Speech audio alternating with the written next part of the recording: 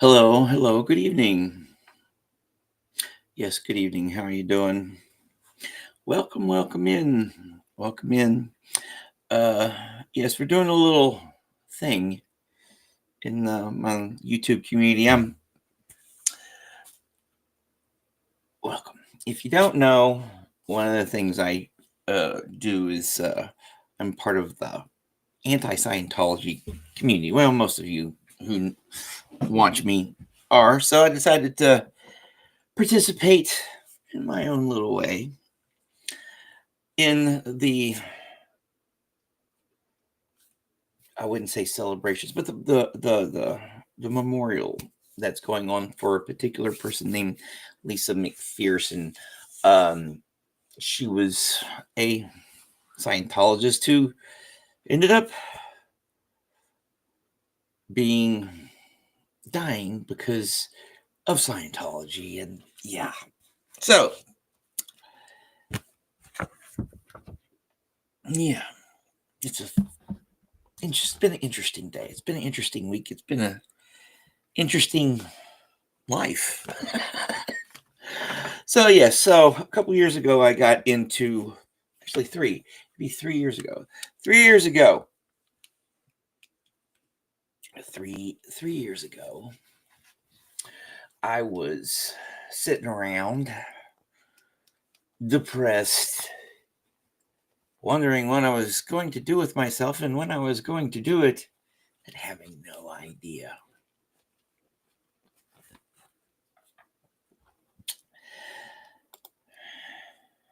Indeed. How's it going, Kathy? How's it going, Haggis?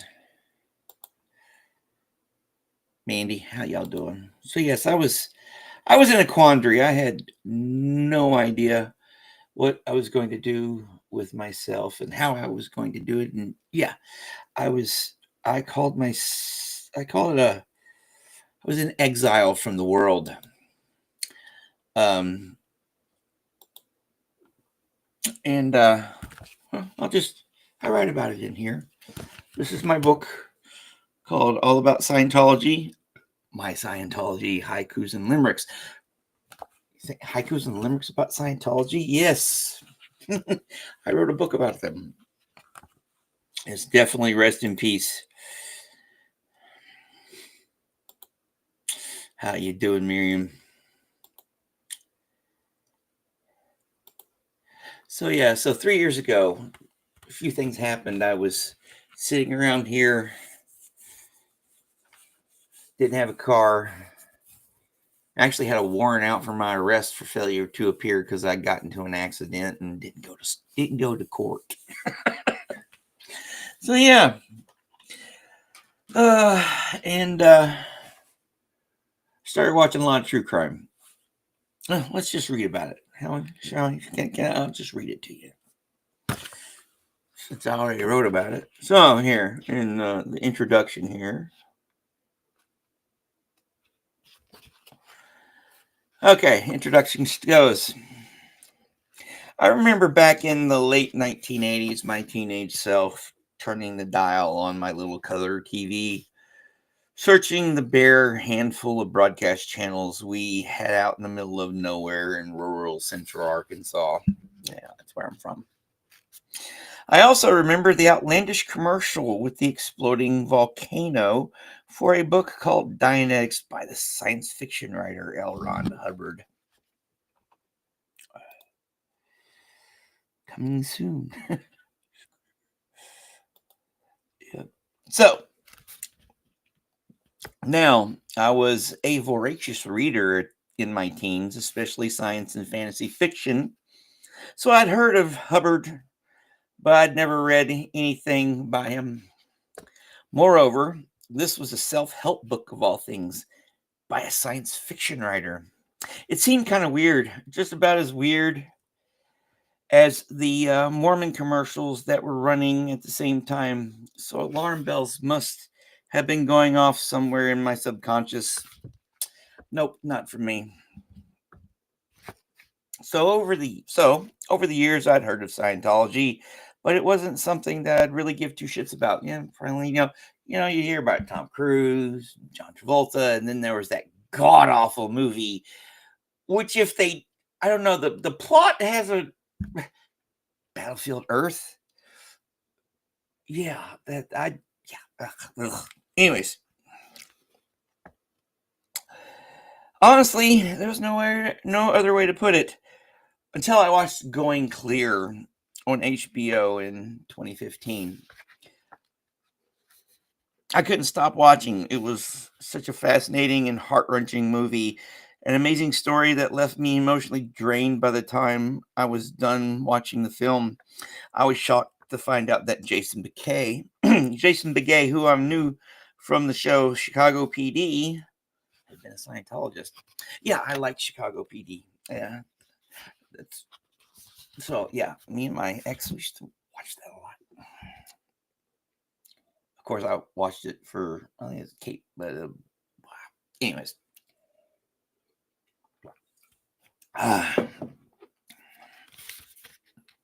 And the stories Mike Rinder and Spanky Taylor told were hard to listen to, especially Spanky's. Yeah, that. Here was something that made what I'd been through, what I'd put myself through in my life seem like small potatoes by comparison. Fast forward a couple years to 2018, and I found the Aftermath show on Netflix. And it was like, damn, Leah Remini, of all people, the very funny, very hot actress from King of Queens, was a Scientologist. Yeah, I guess I'd been, in some ways, I really had been living under a rock. So that brings me to relatively recently. Yes, relatively recently. When I wrote this in summer 2023, so a little over 2 years ago. Late 2022, I'm in the midst of my self-imposed exile from the world. Well, yeah. Yeah, I was the one who didn't have insurance on my car when I got into an accident. So yeah, it was self-imposed because you do it to yourself, to quote Radiohead. Or, nobody's fault but mine. No. A long story for another time. I was dealing with the emotional baggage of the loss of my oldest brother and getting my heart broken. Yeah, poor stuff. Poor me. So I was watching lots of YouTube when I happened upon, the Danny Masterson trial drama through the YouTube channel On the Edge with Andrew Gold. We all remember old Andrew Gold now, don't we? Of course, I'd heard of Danny Masterson, the 70s show, and I'd watch it on occasion, but yeah, never a real fan. It was funny. This is me, yeah. So Masterson's character I thought was funny, but I didn't know he was a Scientologist. There's a theme here. And what he was accused of doing was appalling. Yeah. Little did I know that watching coverage on YouTube dealing with the sexual assault trial of a C-list celebrity past his prime, who was a member of a kooky, destructive cult, would lead me down a rabbit hole and out of some of the darkness that I'd been swimming through and trying to deal with. Yeah, that's life, Andrew Gold's channel led me to Chris Shelton. We all know Chris Shelton. Then, too, growing up in Scientology, I was just watching that. Thank God Aaron is out of jail now. Foot bullets. I'll address that later. Then the Blown for Good, and then a whole host of fascinating and very informative content. So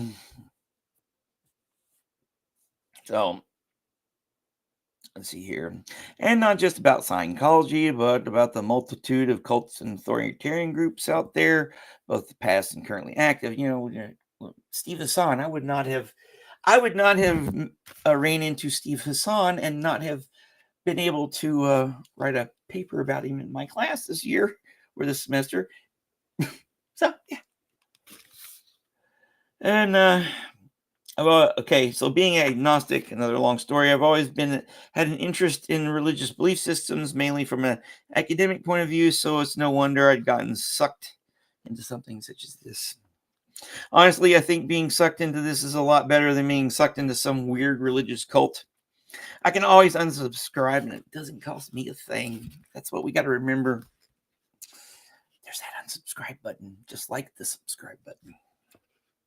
Anywho, about 5 or 6 weeks ago, that was at the writing of this. When was that? I wrote this in 21st of May. All right. So about 6 of 2023. So about 6 weeks or so ago, I was watching a live stream on Aaron Smith Levin's YouTube channel, growing up in Scientology, and he was messing around with ChatGPT. Yes, that dreaded AI. How is it going, Jennifer? I'm reading from my book. Thanks for joining. So yeah, ChatGPT. So he's messing around with ChatGPT, and well, some of the people in the chat had prompted Aaron to prompt ChatGPT to start writing some poetry about Scientology, specifically haikus and limericks. And I'm like, ooh. First, I was a little envious of what ChatGPT was producing. I was like, yeah, I'd messed around with it, but it was like, no. Now I use it for research purposes most of the time. It's helped me out. Actually helped me get a couple A's. 1A. Not that I was using its work for my schoolwork. No. All original.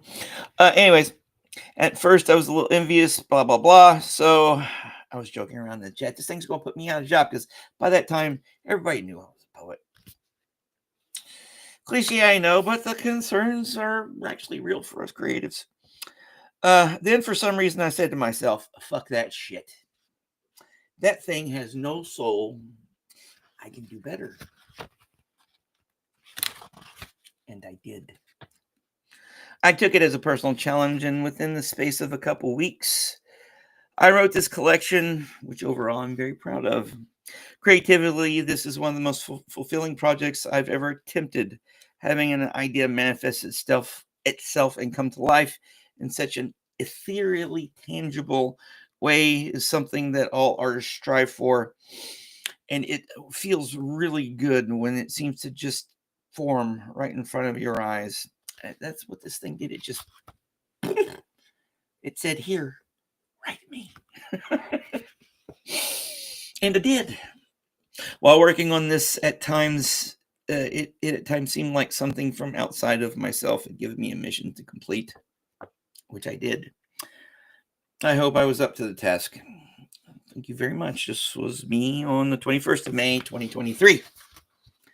So I had the idea, I had the poems going, but it was just like, I needed a hook. So I asked Goldie, y'all remember Goldie, to contact Liz, not Liz, contact to try to get Claire Headley to write a little thing for me, and she did eventually. That was right before the shit hit the fan. And, Aaron Gay and all that shit. So, hey. But I did get Liz Gale to do the forward for me. So I'm gonna read her words first. So oh, walk down memory lane, ain't it? This is forward. Dear reader, this is Liz Gale. As a third generation ex-Scientologist, this collection blew me away. Many of the poems made me giggle, while others made me cry. Even every line is packed with complex meaning and reflects a deep understanding of Scientology and the survivors who have left it behind. I'm honored to be a part of this book's journey as a reminder and inspiration that that art brings healing, and artists need to create to truly live their best lives. I see this in every line of this collection of poems written by Brian. I admire the author for these poems greatly. It takes a true artist to produce. It takes a true artist to produce a book like this one. I don't think I ever read these that close. I just copied and pasted and went poof. Good. No, I love Liz. Enjoy, dear reader, for you are about to enter a world where Scientology and poetry converge, a place where anything can happen. Liz Gale. All right, let's read a few of these. Now, this first one has a story behind it. I've done a video on it, but I'm just going to tell you, I was right there, right over there. That's where my bed used to be. I'm here in my bedroom. And I was right over there, and I'd been watching some content, and it was this, and I was laying down, and I'm going, and then I went, whoosh, and my brain went, Brian, Scientology is a 5-syllable word, and the rest is history. So, my first Scientology haiku.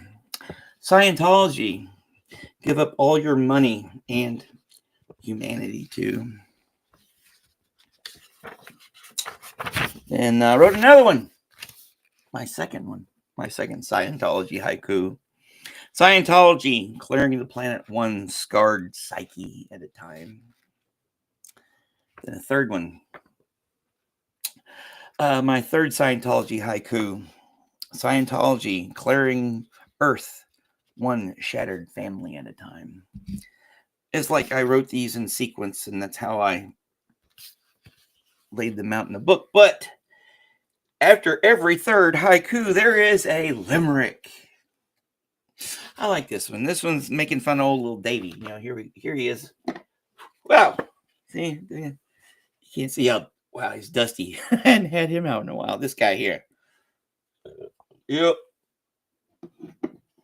Okay, you go back where you're supposed to be. This is called Captain CLP, version 1. There's this guy we'll call Little Davy. He's captain of a pretend quasi-navy. Quicksilver and wrath, a little psychopath. He might be a bit batshit crazy. Oh, yes, warning. Well, language. We're not. Okay. My fourth Scientology haiku. Scientology, where cognitive dissonance is a way of life. My fifth Scientology haiku. You get the pattern here. Scientology. I like this one. This is one of my faves. Scientology, like a Mexican standoff. Either way, you lose. Then I got my sixth one. Scientology, downfall in its DNA, dying a slow death. Yeah, that one's, I think because all these have little stories behind them, because I wrote them as content, as like micro, it was that time when the before times, I like to call it, when Mike Rinder and Head, Mark and Claire Headley and Aaron, they were all getting along. Little did we know. Oh, then this one. Yeah. It's another limerick. Top Xenu. Yeah, Tom Cruise. Top Xenu. Top Xenu's a real nice. Top Xenu's a real righteous dude. Not some self-righteous prude. There's no finer flyer of the DC-8 Starliner. To posit the reverse would be rude. Yeah. Then here's my seventh Scientology haiku. There's 36 of them. So,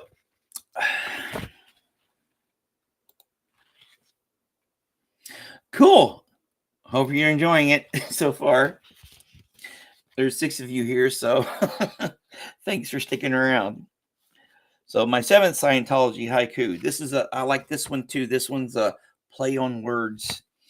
Scientology, a catch-22 indeed, as well as practice.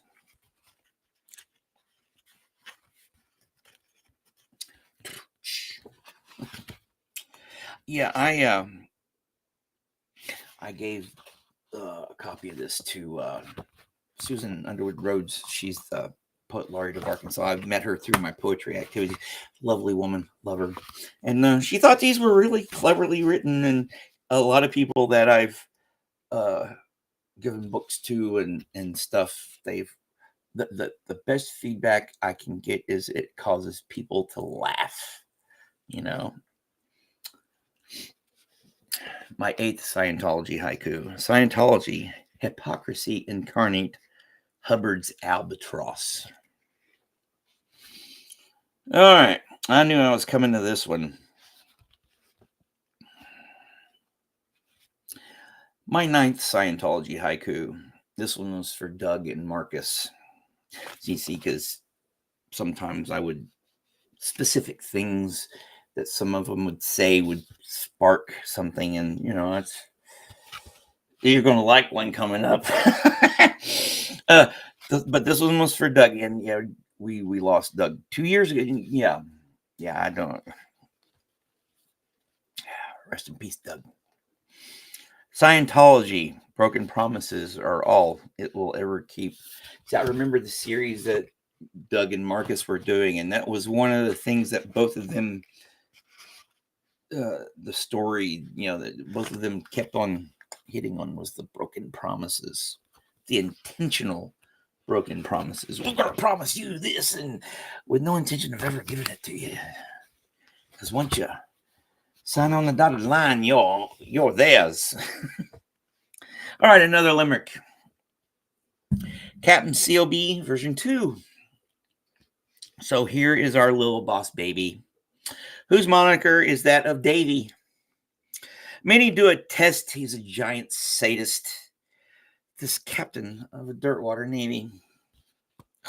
Don't get me started on all the stolen valor. See, that was one of the things that actually got me into this too. Besides the Danny Masterson stuff, it was the fact that Hubbard was a sailor. His family was steeped in the Navy. His dad was an admiral, for freaking God's sakes. So he stole a lot from my beloved Navy and corrupted it. I ain't going to get there. My 10th Scientology haiku. Scientology, built on the neurotic need of one broken man. when Joe Rogan said he was just a crazy dude who self-diagnosed himself. Oh, well, considering the stuff he was involved in at the time, Jack Parsons and trying to bring about the second coming. Ugh. I like John Atack's. A while back, he did a series of interviews with Natalie, and he said something that stuck in my head. He goes, it was State of Israel and Scientology are among the many. I'm paraphrasing, among the many failed attempts to bring back the second, to bring back Scientology. I'm not to bring about this the second coming. Something like that.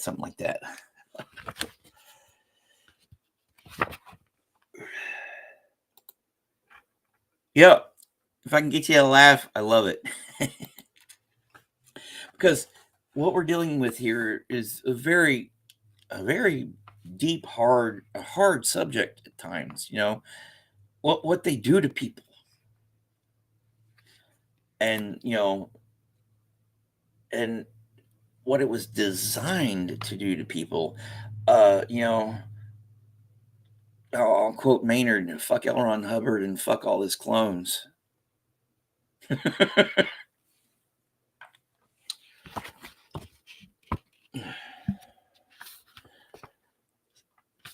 All right.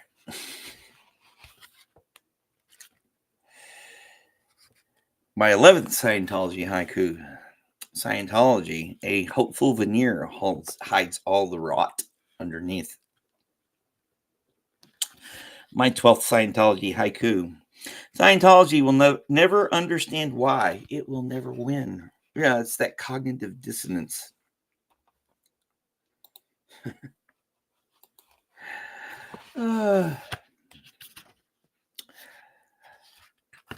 Here's another one. Do y'all know the character Duke of Chug?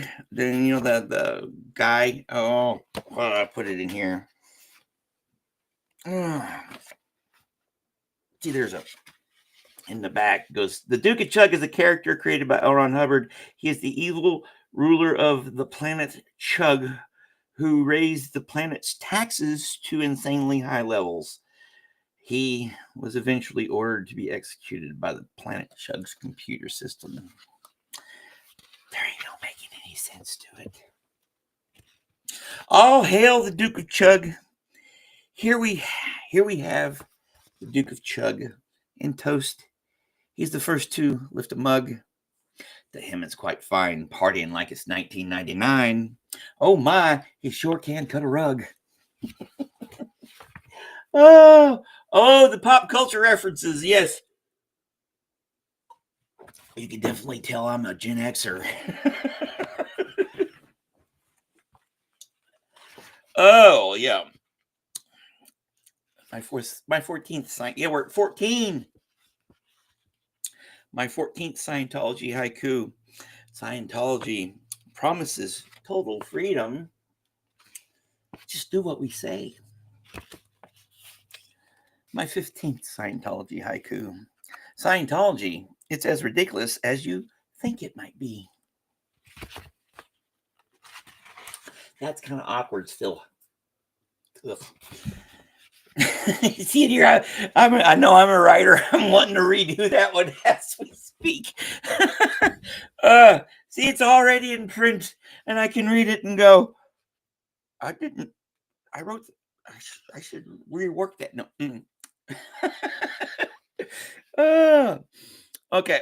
This is one of my favorite limericks. It's called Old L. Ron Hubbard.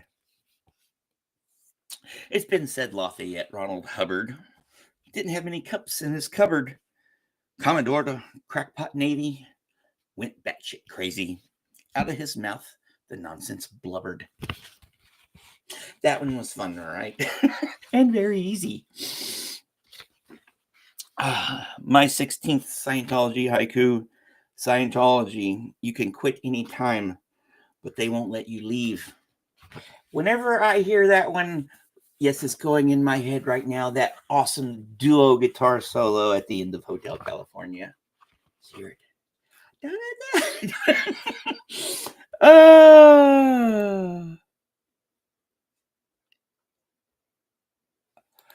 Yeah, there's a lot going on right now. I'm actually surprised it's out. Thank you for watching little old me.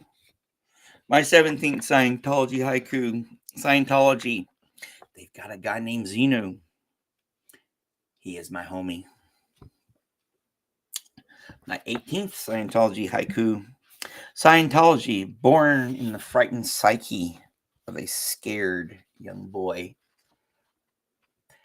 When I wrote that one, I got this image of Hubbard, because remember, he was raised up in the Midwest, Montana area, that what was, that the mid, the great, that area of the country, very conservative. It's like I got this image of him hiding in a shed, afraid. I don't know where that image came from. It must have been something I'd been watching. Like I said, these all came from content I was watching, so it might have been something from John Atack. I don't know, because him and Steve Hassan actually do some really good content breaking down that stuff. All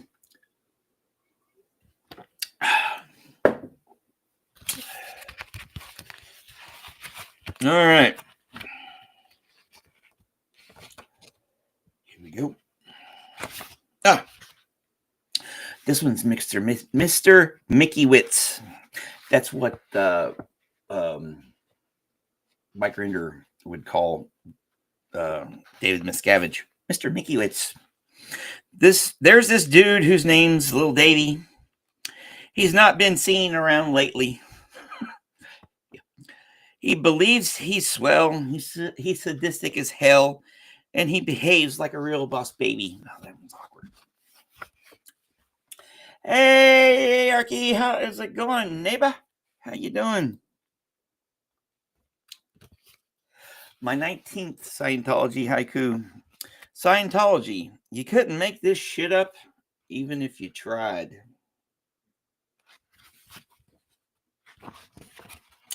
Yeah, some of them are just, comments. That's the 19th. My 20th Scientology haiku. Scientology, built on a foundation of cognitive bias. Yeah, cognitive bias, that together is 5 syllables. And this one's related. My 21st Scientology haiku. Scientology, you end up swimming in the cognitive bias. Yeah, that's the way it is with most cults,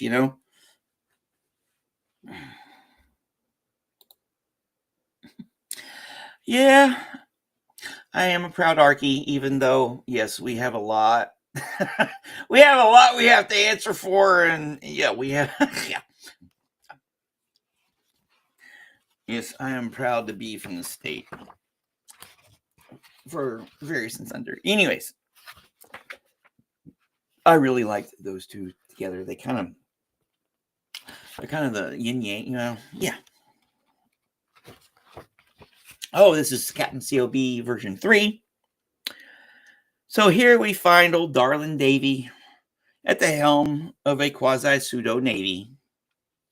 The little Keebler elf breaking everyone's shelf. Where does he hang his hat lately? Yeah, let's see, when I was writing those, yeah. Very many.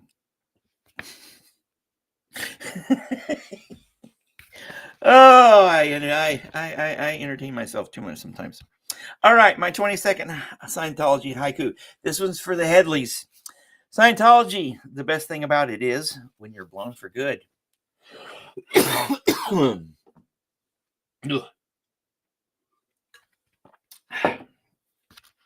There's some jokes there that I'm not going to go into right now. My 23rd Scientology haiku. Scientology, its own worst enemies born out of its own ranks. An example. What happened today? Aaron Smith-Levin got out of jail. 22 days. He spent 22 days in jail because he got messed up in the system.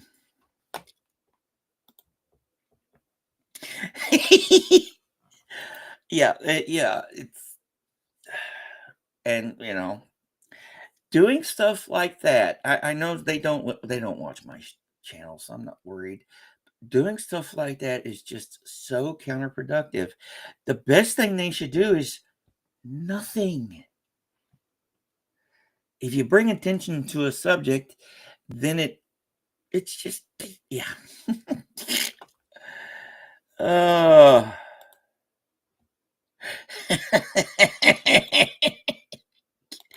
Oh, yeah, the foot bullets.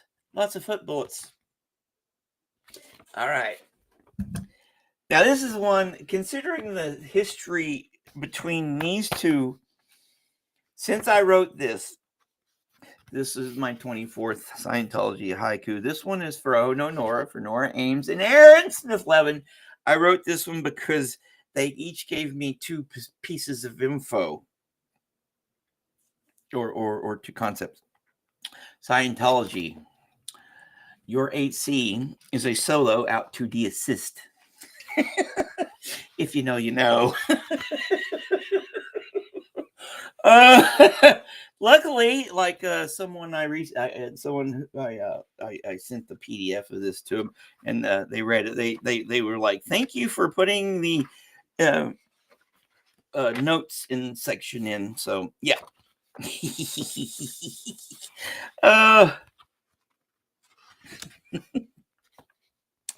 Oh, this is called The Master, a limerick of LRH. This is one of the first ones I wrote. Like that one in Mr. Mickiewicz was. This one in Mr. Mickiewicz was one of the first couple ones I wrote. That's why they feel kind of awkward to me. I don't know. It's just me being self-critical. The Master, which is a play on the movie that I still have not watched. About that's based, supposedly based on L. Ron Hubbard's life. The Master. It's supposed to be a really good movie. Philip Seymour Hoffman was one of my favorite actors. Too bad he did himself in the way he did. That's a different story. There once was this dude named LRH who always tried to be first rate, an ego on scale with God, turned into a pathetic slob, a poetic fortune fashioned by fate. All right, my 25th Scientology haiku. Scientology, giving me something to write about every day. I think that's the best thing about this. They give me something to write about. Yeah, this wonderful collection here, which I actually had a lot of help with. I will get into that in a little while. My 26th Scientology haiku.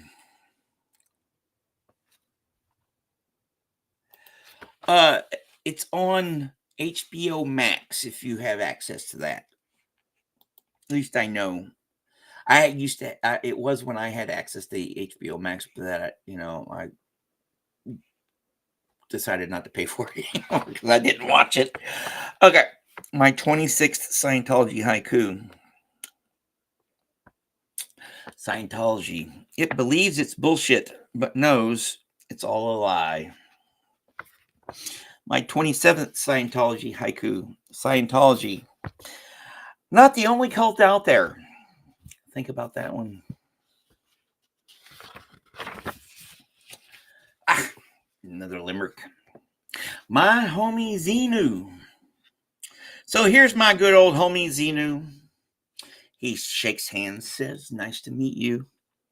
It's not a joke. He's a friendly bloke with a smile. He will always greet you. And then here's another one for Nora. Yes, at that time she was doing a lot of explaining the technical definitions and stuff like that. This is 28th Scientology haiku. Scientology, will you ever realize you are so dev T? I like that concept, develop traffic. I talk about it in here. Yep. That's an interesting concept. You have to go. Sometimes L. Ron Hubbard was clever. Of course, you got to be clever in order to start a cult. And sadistic. And just a plain asshole. My 29th Scientology haiku. Scientology gives you no time to relax and no time to think. That's the way it is with most cults. They keep you tired. They keep you hungry, so you don't think. And once you stop thinking, you become easy to mold and control. It's easy to become a clone. My 30th Scientology haiku. Scientology, ultimately a sad joke that is not funny.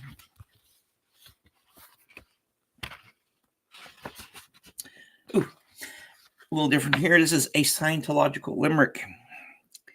Here we have this thing, Scientology. It calls itself a modern-made theology. Its truth is beneath a cloak of mirrors, lies, and smoke, and out of touch with all reality. My 31st Scientology haiku. Scientology. It will never realize it is so dev T. Ugh. Yeah, I amuse myself so much it should be illegal. My 32nd Scientology haiku. Scientology, a society built on the most shaky ground. Yeah, you can just imagine. Can you just imagine a world dominated by this? It'd be even worse than what's going on right now. Oh, Lord. And all this dude wanted to do was not pay taxes. Maybe he should have started, I don't know, a different type of nonprofit. Oh, no. Instead of trying to be a false prophet. Ugh. My 33rd Scientology haiku. We're almost there. Almost to the end. A cast of Scientology, a cast of characters who are really just clowns. One of my favorites. Captain COB version 4. COB is said to be rather short, which gets him just a bit out of sort. What's the big fuss, my little homunculus? Why not smile and be a good sport? All right, this one is for Sarasota Jerry. I wrote this one after watching a little thing he did in front of one of their little mission thingies in Florida, where they're from, and it's there in that Clearwater area. My 34th Scientology haiku. Scientology, the lights are on, but no one seems to be at home. Yeah, it's a comment on all their orgs. Yeah. My 35th Scientology haiku. This one's for Phoenix Rose. Catherine Olson. Yes, a temper to matches. Very short. All right. My 35th Scientology haiku. Scientology, when you start thinking about it, the cracks will show.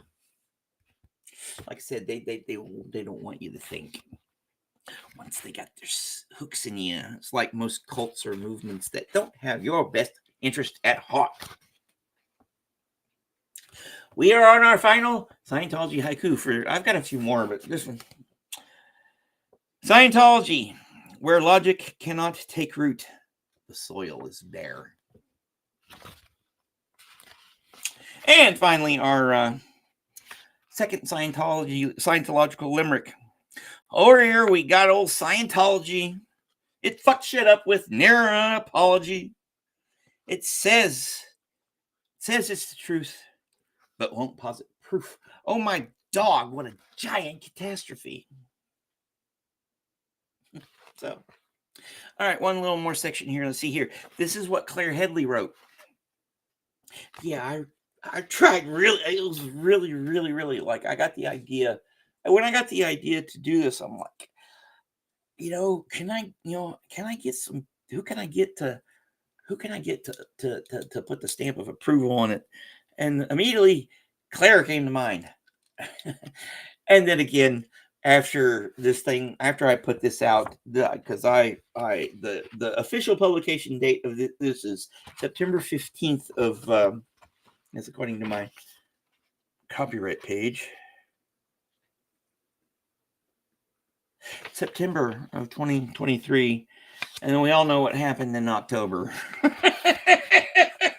Oh boy, lots of crap happened in October of 2023. Or was it? Yeah, October-November time frame. Okay, it just goes. My name is Claire Headley. Well, I'm not her, but I was born into Scientology and spent the first 30 years of my life in that world. Not by choice, but by birth. I spent 14 years in Scientology C organization, whose members are required to sign a billion-year contract. I escaped barely in 2005 with the clothes on my back and $200 to my name, and I was able to successfully reunite with my husband, Mark Headley, who had escaped the same secure compound where we had worked for many years. Since 2008, my husband and I have worked to expose abuses we witnessed in our many years in Scientology. I can't say I'm an expert on haikus and limericks, quite honestly. I'd never heard of a haiku before I heard one from Mr. Brian Lucas. Nonetheless, I enjoy reading this volume. I found many of the haikus to be precise and to the point while expressing quite accurately the dangers of Scientology. I appreciate anyone and everyone who lends their voice to forward the cause of exposing Scientology and helping educate the public so innocent people no longer fall prey to this billion-dollar cult. Thank you for sharing this volume with me. Kind regards, Claire Headley. Yeah. Then I go to the thank yous. Of course, I thank you guys. Because this was actually the the dedication page. I will find it right here. Hopefully, you can read it. This is dedicated to you guys, to the SPT family, TV family. Oh, don't we know how that is? Yeah. All right. So 45 minutes. You're heading to bed. All right. Thanks for stopping by, Miriam. I might do a show in the morning, probably. How's it going, Joe? So what do y'all think? There's a lot of thank yous. Goldie helped me out with this. Then you remember Jade Ice, and then there's Lady Veritas. Yes, and even Mrs. J. Mrs. J did the artwork, which I'm actually quite proud of. She did a great job.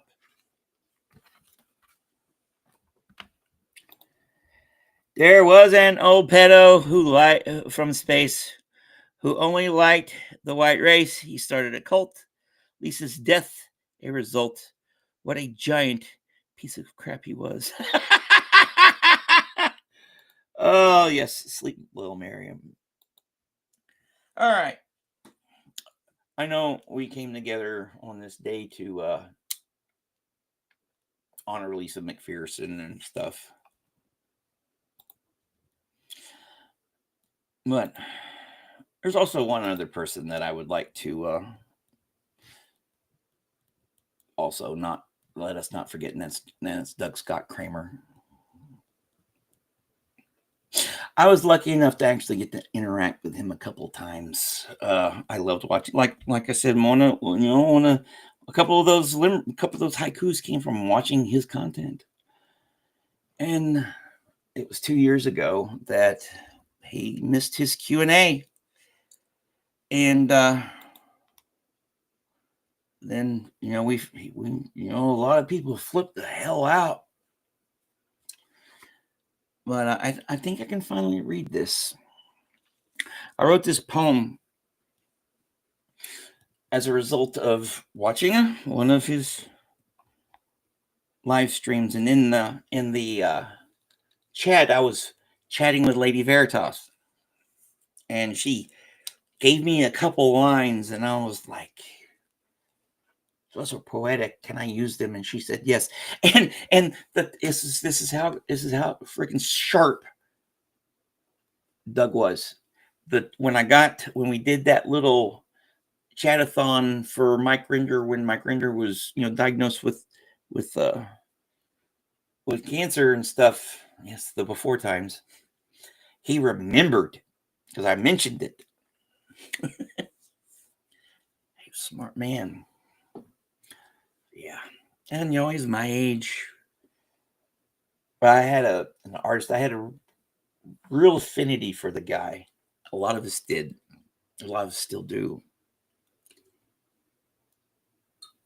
So, for my final poem, I'm going to read, dedicated to his memory.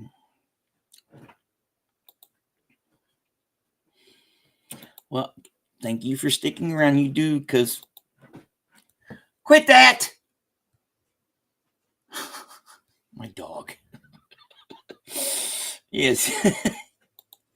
All right, I'm going to read this. Hopefully, I'll be able to get through it. This is called Disconnection. It's dedicated to the memory of Doug Scott Kramer.